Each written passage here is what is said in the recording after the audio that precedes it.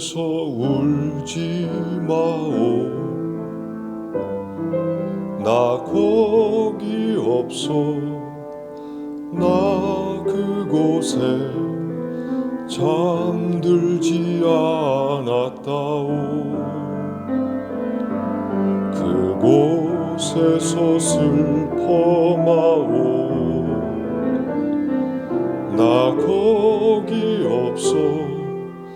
나 그곳에 잠든 게 아니라오.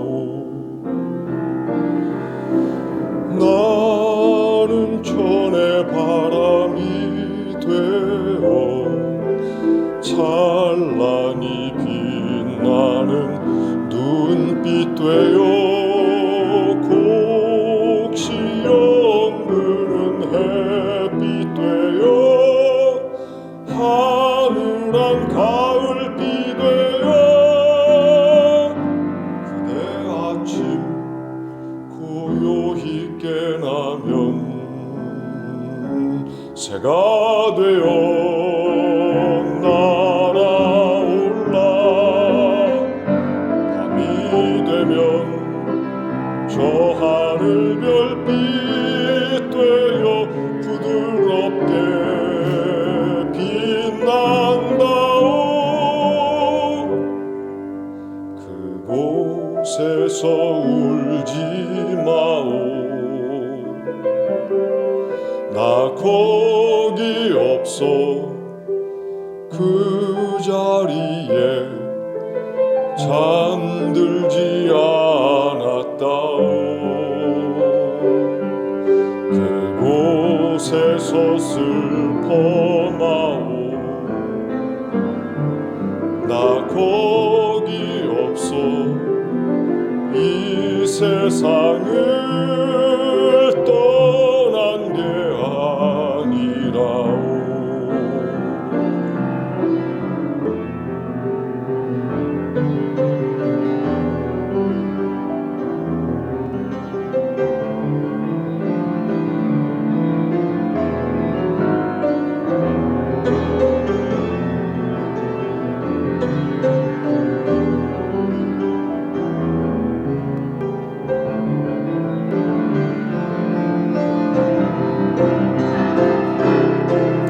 나는 천의 바람이 되어 찬란히 빛나는 눈빛 되어 곡시 연그는 햇빛 되어 하늘한 가을비 되어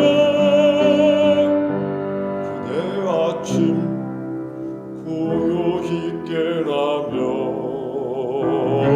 새가 되어 날아올라.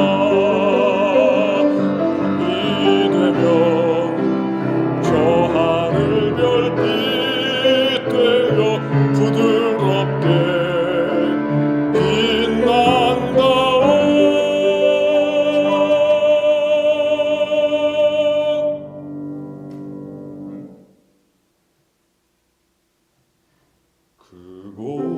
그곳에서 울지 마오. 나 거기 없어. 나 그곳에 잠들지 않았다오. 그곳에서 슬퍼 마오. 나 거기 없어. 나 그곳에 잠든 게 아니라오. 나 거기 없어. 이 세상을 떠난 게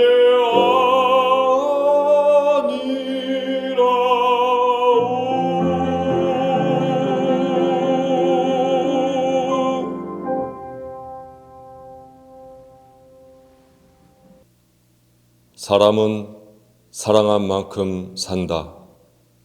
박용재. 사람은 사랑한 만큼 산다. 저 향기로운 꽃들을 사랑한 만큼 산다. 저 아름다운 목소리의 새들을 사랑한 만큼 산다.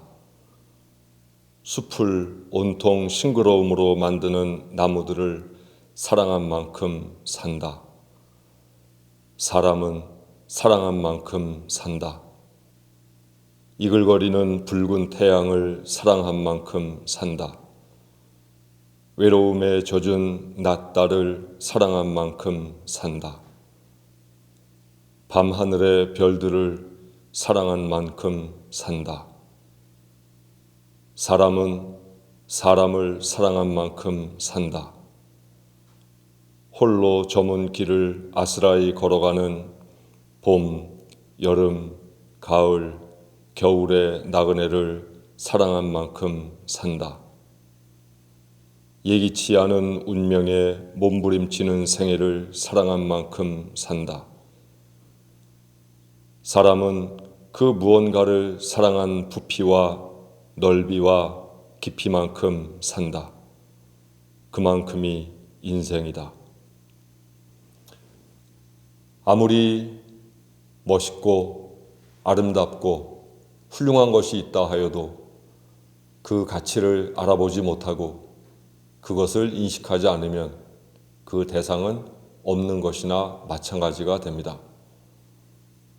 무엇을 알아보고 그 가치를 인식하고 평가할 줄 알고 그래서 그것을 깊이 사랑할 때 그 대상이 비로소 내 곁에 존재하는 진짜 실체가 되기 때문입니다. 아무리 우리 삶이 아름답고 내 주위의 이웃이 아름답고 주변의 자연물이 아름답다 하여도 우리 마음에 그것을 사랑하는 마음이 없다면 그것은 이 세상에 존재하지 않는 것이나 마찬가지가 되고 고로 그것을 인식하지 못하는 나는 늘 불행한 삶이 될 수밖에 없습니다.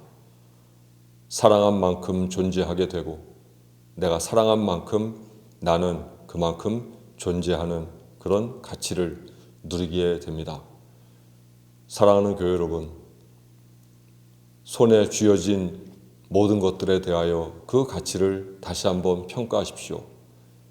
곁에 있는 사람들과 자연과 고운 하늘과 대지를 사랑하십시오.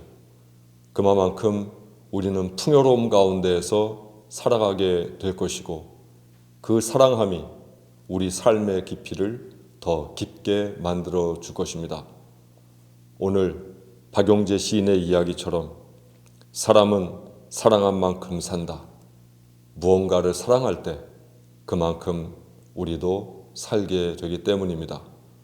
모쪼록 이 예배를 통해서 어디엔가 존재하는 그 하나님, 그저 그렇게만 믿지 말고 하나님을 깊이 사랑할 때 하나님도 내 곁에 살고 나도 하나님 곁에 살 수 있다고 하는 이 거룩한 진리를 다시 한번 깨닫게 되는 귀한 시간 되기를 간절히 바랍니다.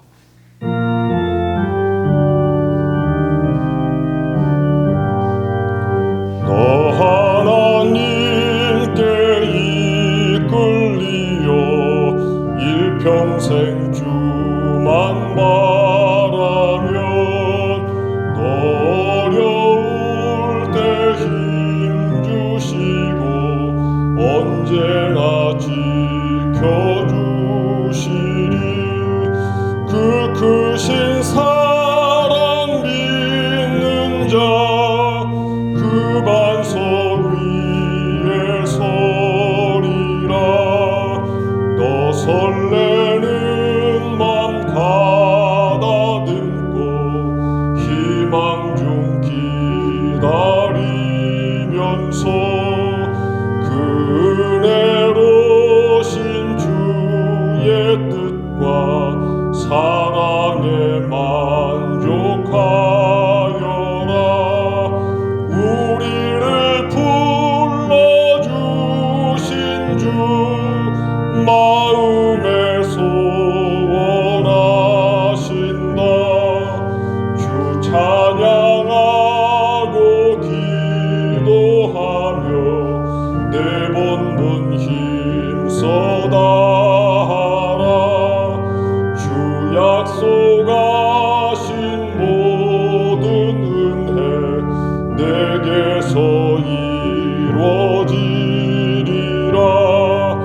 참되고 의지하는 자 주께서 기억하시리니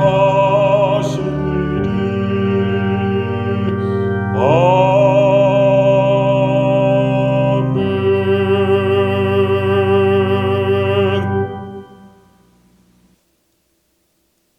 하나님, 온갖 곡식 풍요롭게 하는 봄비 내리는 고구 이틀 앞두고 곁에서 힘내라 응원하시는 아버지께로 나왔습니다. 생명의 대지 촉촉하게 적시는 빗물 덕에 온갖 생명들 살아있음 기뻐하는 희열의 춤 춥니다. 산비탈에 자리 잡은 개복숭아 연분홍 꽃으로 그 밑 평지에 서 있는 돌배 하얀 꽃으로 그 그늘에 피어난 애기 똥풀 노란 꽃으로 희망의 찬가 부릅니다. 가지마다 튀긴 좁쌀 붙여 놓은 듯 다발 모양으로 핀 조팝나무 꽃과 봄의 정서 몸으로 표현하는 벚꽃, 바람에 꽃잎 흩날리며 꽃비 뿌려줍니다. 늘 구석에 자리 잡고 다른 풀들에게 밀려나지만 끝내 꽃 피움 멈추지 않는 보라 제비꽃, 흰 제비꽃, 서러움에 한 맺힌 민중들의 마음 위로해 줍니다. 경칩 즈음하여 개구리 두꺼비 낳은 알 무더기에서 깨어난 올챙이들, 모든 것 신기해하며 호기심 어린 꼬릿짓에 여념 없고 얼마 전 날아온 제비 이 집 저 집 기웃거리며 마음 좋은 집주인과 눈 맞추고 있습니다. 아름다운 봄날 주신 하나님, 여러 가지 상황으로 각박하게 살아가는 저희에게 이 소중한 순간들 벅차게 느끼며 고마워하는 마음도 주소서. 어느덧 세월호 침몰사고 7주기 되었습니다. 그날의 충격 여전히 가시지 않고 있습니다. 특히 절망의 늪에서 슬픔에 잠겨있는 유가족들을 위로하소서. 잘못된 권력에 맞선 미얀마 국민들의 몸부림, 무력에 의해 좌절되어 가고 소수 민족들까지 포함된 내전 양상으로 이어진다는 소식 들려옵니다. 하나님, 정의 세우소서, 평화 부으소서, 더 이상 죄 없는 희생자 나오지 않게 하소서. 모든 일에 감사하라 가르쳐 주신 예수 그리스도의 이름으로 기도합니다. 아멘.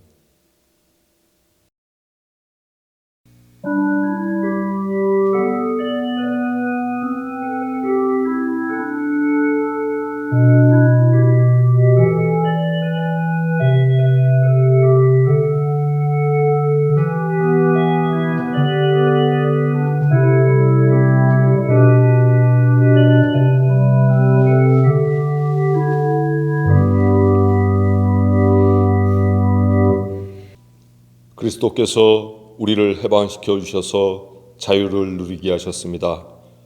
그러므로 굳게 서서 다시는 종살이의 멍에를 매지 마십시오.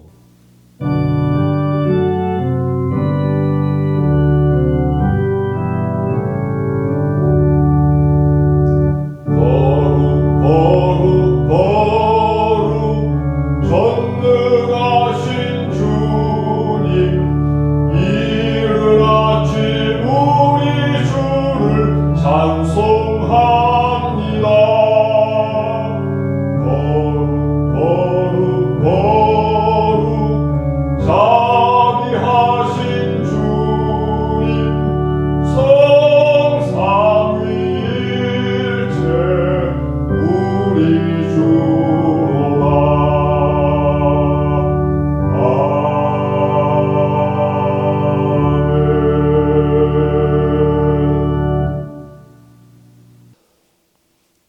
하나님 주신 성경 말씀은 마가복음 2장 18절에서 22절에 있는 말씀입니다.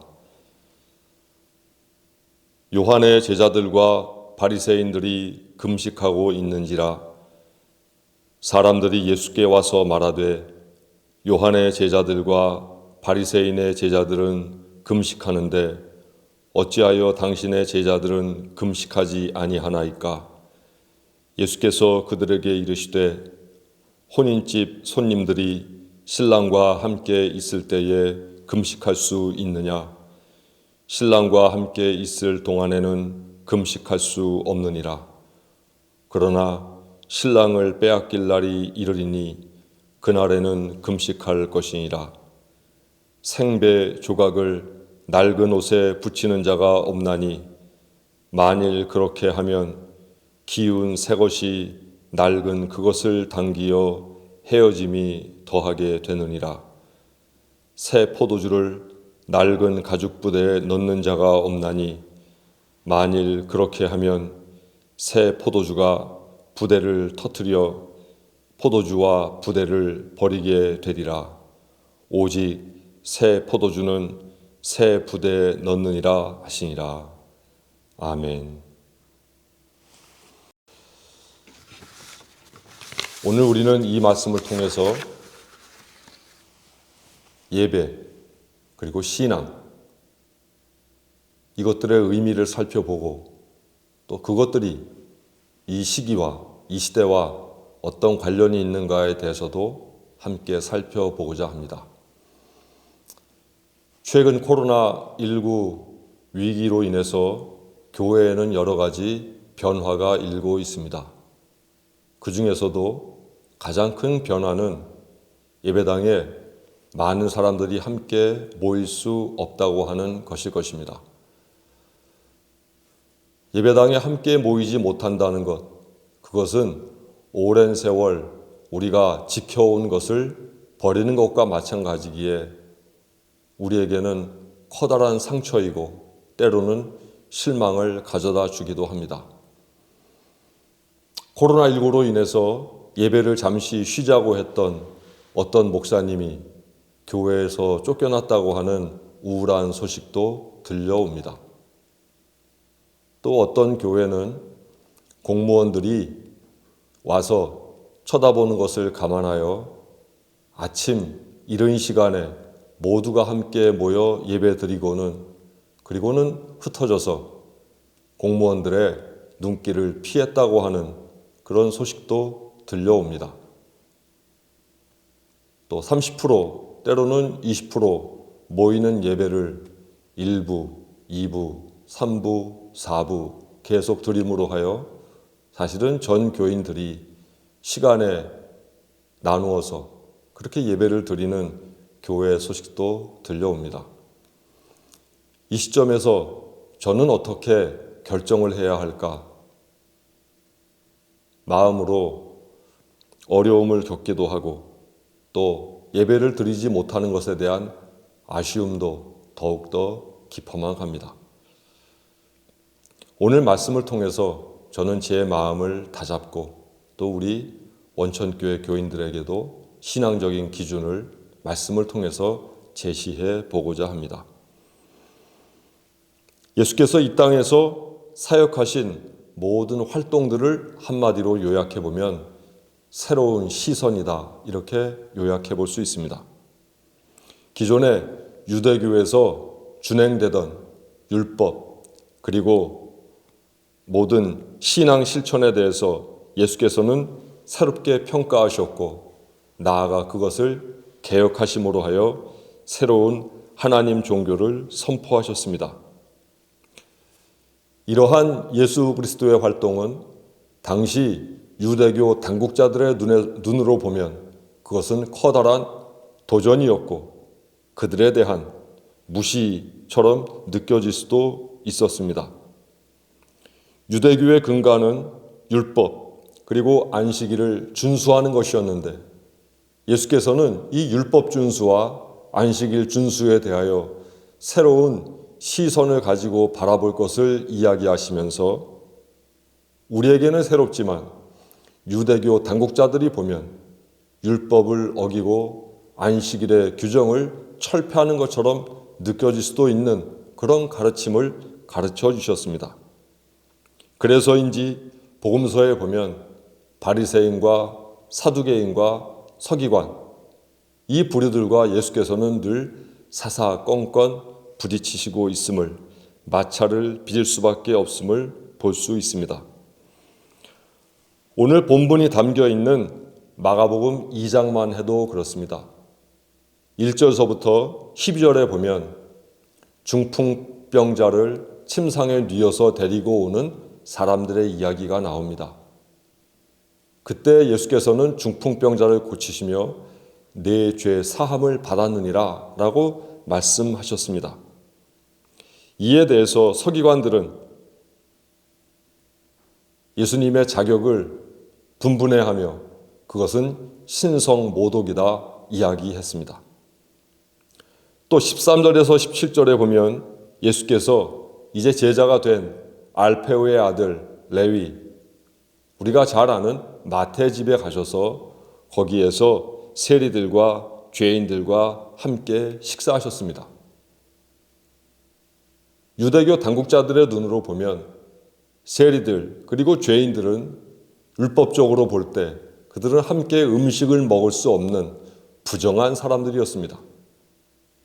음식 규정에 의하면 부정한 음식이 있고 또 같이 맞상을 해서는 안 되는 부정한 사람들이 있었는데 바로 이 세리들과 죄인들이 그러한 사람이었습니다.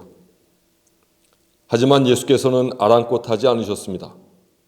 비록 그들이 유대교 율법에서는 부정한 사람들이었지만 예수님이 볼 때 그들도 역시 하나님 나라의 주인공이 될 수 있음을 아셨기 때문입니다. 중요한 것은 율법의 조항을 지켰느냐, 지키지 않았느냐가 아니라 그 율법이 무엇을, 어떤 정신을 지향하고 있는가가 더 중요하다고 예수께서는 가르쳐 주시고 있는 것입니다. 바리새인과 서기관들이 율법 조항 하나하나에 집착했다면 예수께서는 하나님께서 어떤 의도로, 어떤 마음으로 율법을 주셨는가, 그 의도에 대해서 더 집중하셨음을 알 수 있습니다. 그리고 나서 오늘 본문이 나타납니다. 당시에 세례 요한의 제자들과 바리새인 사람들이 서로 금식하고 있었습니다. 이 두 부류의 사람들의 금식은 늘 규칙적이었고 반복적이었습니다. 그리고 공개적이었습니다. 그래서 사람들은 이 세례 요한의 제자들과 바리새파 사람들이 금식할 때마다 그들이 금식하는 것을 알 수 있었습니다. 그만큼 그들은 사람들에게 그들이 금식하는 모습을 보여주려고 노력하기도 했습니다. 그때 사람들이 예수께 묻습니다. 요한의 제자들과 바리새파 사람들은 금식하는데 왜 선생님의 제자들은 금식을 하지 않는 겁니까? 그때 예수께서 대답하셨습니다. 혼인잔치에 온 손님들이 신랑과 함께 있을 때에는 금식하지 않는다. 하지만 신랑을 빼앗기고 나면 그때에야 금식을 하게 된다라고 말씀하셨습니다. 개정개혁 본문에 보면 요한의 제자들과 바리새인들이 금식하고 있는지라 표현하고 있습니다. 여기서 금식하고 있는지라는 히라보 미완료 과거 시제를 쓰고 있습니다. 히라보에서 미완료 과거 시제는 과거에 어떤 사건이 반복된다거나 또는 진행형일 때 이 시제를 씁니다.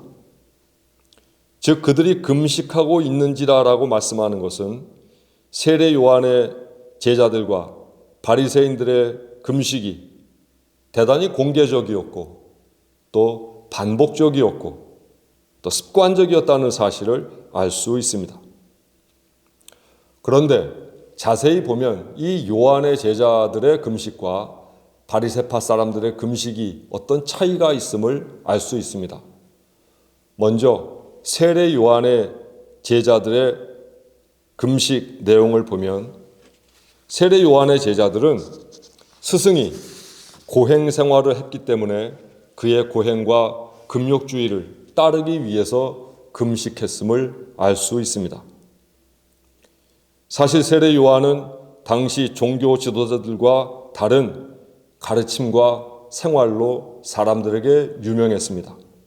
그는 황량하기 그지없는 유대 광야에 머물렀고 낙타 털옷을 입고 가죽띠로 허리를 동이고 그리고 메뚜기와 들꿀을 먹으면서 광야에서 지내며 복음을 선포했습니다. 세례 요한의 제자들은 바로 이러한 스승의 모습을 보면서 감동했고 그들도 역시 이러한 고행을 따르기 위하여 금식하고 있음을 알 수 있습니다. 하지만 세례 요한의 금식과 그의 제자들의 금식에는 일정 부분 또한 차이가 있습니다.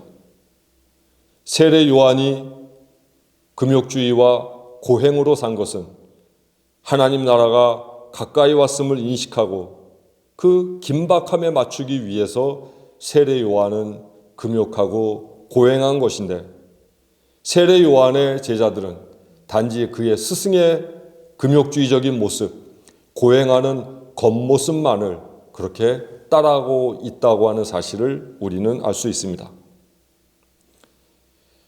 이제 바리새인의 경우를 보겠습니다. 바리새인들은 율법에 근거해서 매해 속죄일이 되면 의무적으로 그들은 금식을 했습니다. 그리고 일상 속에서는 모세가 시내산에 등산한 날, 그리고 하산한 날을 기념해서 월요일, 목요일에 금식했습니다. 이날에 그들은 절박한 심정으로 금식했고 하나님께 죄를 고백하고 용서를 받을 수 있다고 생각했던 것입니다. 본래 유대인들이 금식했던 동기는 하나님 앞에서 더욱 겸손해지고 죄를 용서받고 자신의 소원을 하나님께 빌기 위함이었습니다. 따라서 본래 유대인들에게 있어서의 금식은 경건, 자기 헌신, 그리고 비탄의 표현이었습니다. 이처럼 금식에 담긴 본래 신앙은 예수께서 마태복음 6장에서 가르쳐 주신 금식의 교훈과 일치합니다. 예수께서는 마태복음 6장에서 금식을 하되 남에게 알리지 말고 남이 알게도 하지 말고 오히려 겉모습을 더 단정히 하면서 은밀하게 하라 말씀하셨습니다. 금식은 하나님과 나만이 아는 비밀이어야 한다라고 가르쳐 주신 것입니다. 그런데 시간이 지나면서 바리새인들은 단지 형식적이고 습관적으로 금식을 행하게 되었습니다. 하나님께 용서받기 위해서 또 겸손한 모습으로 금식하지 않고 오히려 남들에게 자기를 드러내기 위해서 자기 의를 증명하기 위해서 그들은 금식했습니다. 겸손의 표현으로서가 아니라 교만과 자만의 표현으로서 금식을 했다는 말입니다. 자신들은 율법대로 금식하기를 지키는 위대한 신앙인임을 자임하는 방편으로 금식을 사용했던 것입니다. 그것은 하나님과는 아무 상관이 없는 그저 자기 자랑에 불과함을 알 수 있습니다. 신앙이란 그런 것입니다. 어떤 행위를, 신앙 행위를 한다고 하여 그것이 하나님이 원하시는 것이다 말할 수 없습니다. 그것이 자기 자랑의 기반이 되고 자기 의의를 드러내는 방편으로 사용되고 있다면 오히려 그것은 죄된 행위이지 결코 신앙적이다 말할 수 없다는 말입니다.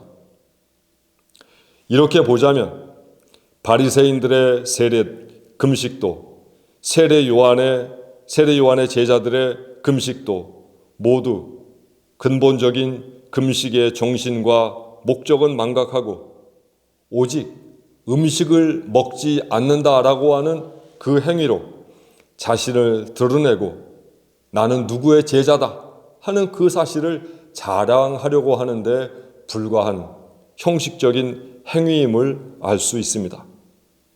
그래서 예수께서 반대로 문제를 제기하신 것입니다. 혼인잔치에 온 손님들이 신랑과 함께 있는 동안에 금식할 수 있느냐? 신랑을 자기들 곁에 두고 있는 동안에는 금식할 수 없다. 그러나 신랑을 빼앗길 날이 올 터인데 그날에는 그들이 금식할 것이다. 즉, 금식은 언제 해야 하는가? 왜 해야 하는가? 그리고 지금은 금식할 때인가? 지금은 금식할 때가 아닌가? 판단하면서 금식을 해야 된다는 말입니다. 예수께서 금식 행위 자체를 반대하시는 것이 아닙니다. 때를 가려하고 상황에 맞게 금식을 하라는 것입니다. 금식이 어떤 의미를 갖고 있고 그 근본 의도는 무엇인지를 알고 금식하라는 것입니다. 금식을 하고 안 하고가 중요한 것이 아니라 언제 금식하고 왜 금식하고 금식을 하는 목적이 무엇인가를 분명히 해야만 그 금식이 참다운 신앙 행위가 될 수 있다는 말입니다. 하나님의 아들이신 예수 그리스도께서 세상에 오셔서 많은 사람들과 더불어서 하나님 나라를 선포하고 있는 지금은 금식의 때가 아니라고 힘주어 말씀하시고 있는 것입니다. 오히려 부지런히 먹고 힘을 얻어서 가난한 이들, 병든 이들을 찾아서 위로하고 고쳐주면서 하나님 나라가 도래했음을 알려주고 이 시대가 얼마나 죄스러운지를 선포하고 회개를 촉구해야 할 때라고 말씀하시는 것입니다. 예전에 그랬다고 지금도 그래야 한다고 말해서는 안 됩니다. 예전에 좋았기 때문에 지금도 좋을 거라고 강요해서는 안 됩니다. 특히 신앙적인 시간에 있어서는 모든 것에 적절한 때가 있습니다.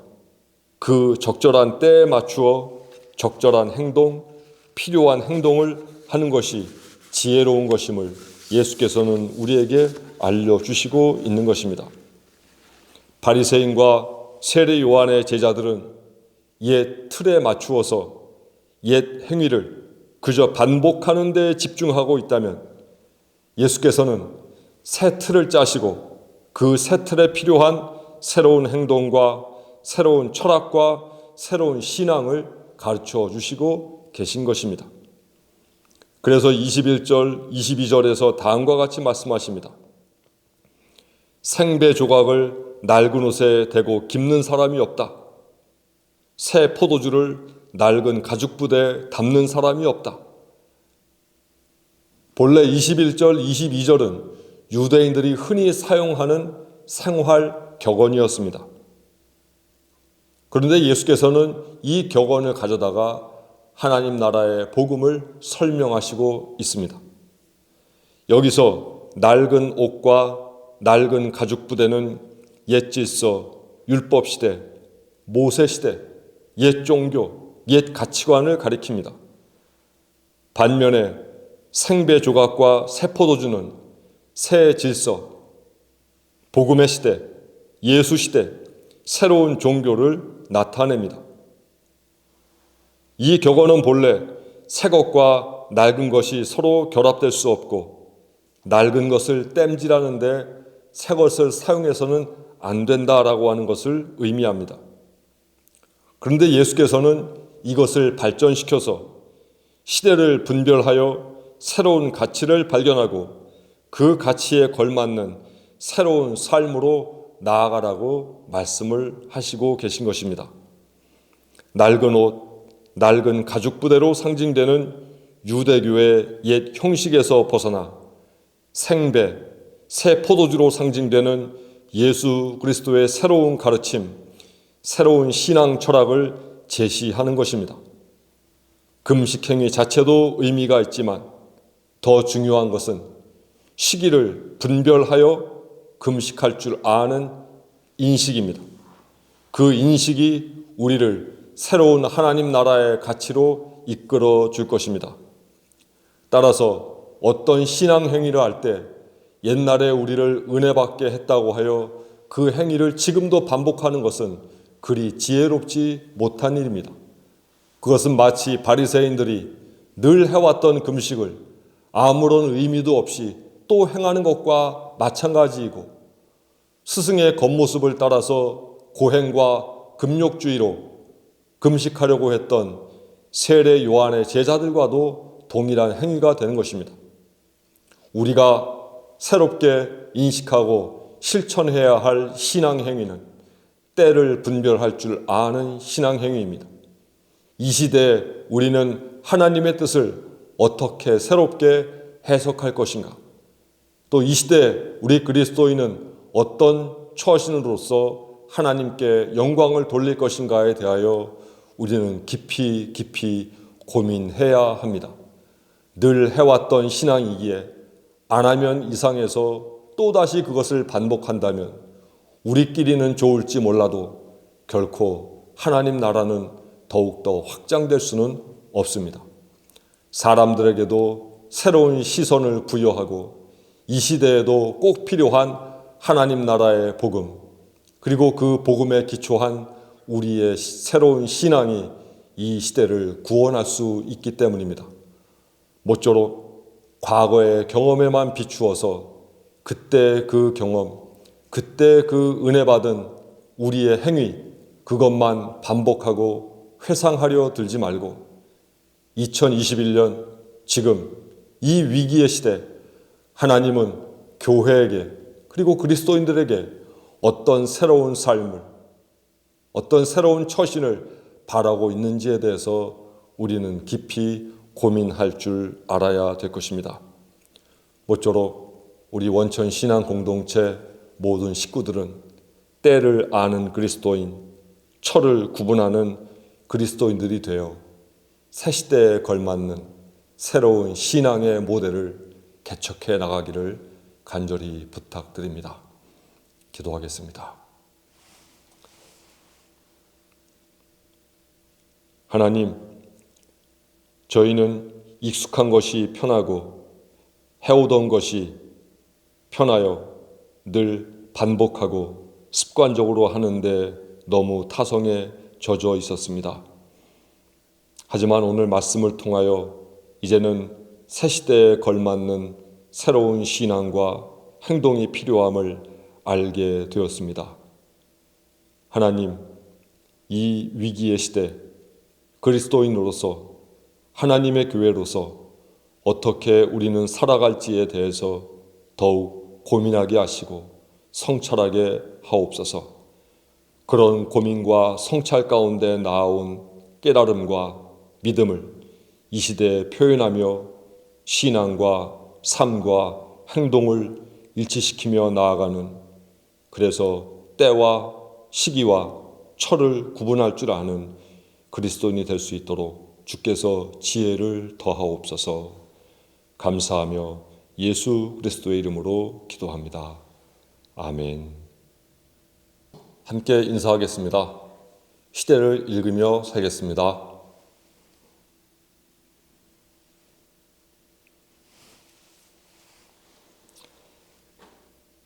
예수 그리스도를 본받아 사십시오. 언제 어디서나 누구에게나 그리스도인이 되십시오. 모든 일에 감사하며 사십시오. 의미를 담지 않고 정신은 망각한 채 습관적으로 형식적으로 행하는 모든 신앙 행위는 헛된 것입니다. 왜라는 물음에 깨달음을 갖고서 헌신하십시오.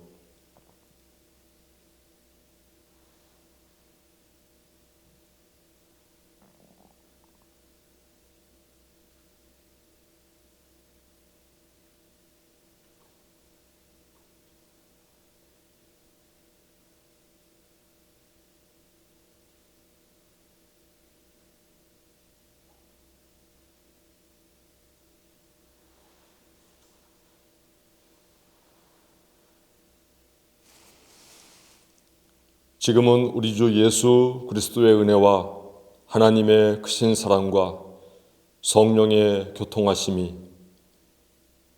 이제껏 해온 모든 신앙행위 다시 한번 성찰하면서 새로운 시선으로, 새로운 마음으로, 새로운 시대에 걸맞는 새로운 처신과 삶을 살고자 하는 원천 신앙 공동체 모든 식구들 머리 위에 지금부터 영원토록 함께 하시옵기를 간절히 축원하옵나이다. 아멘.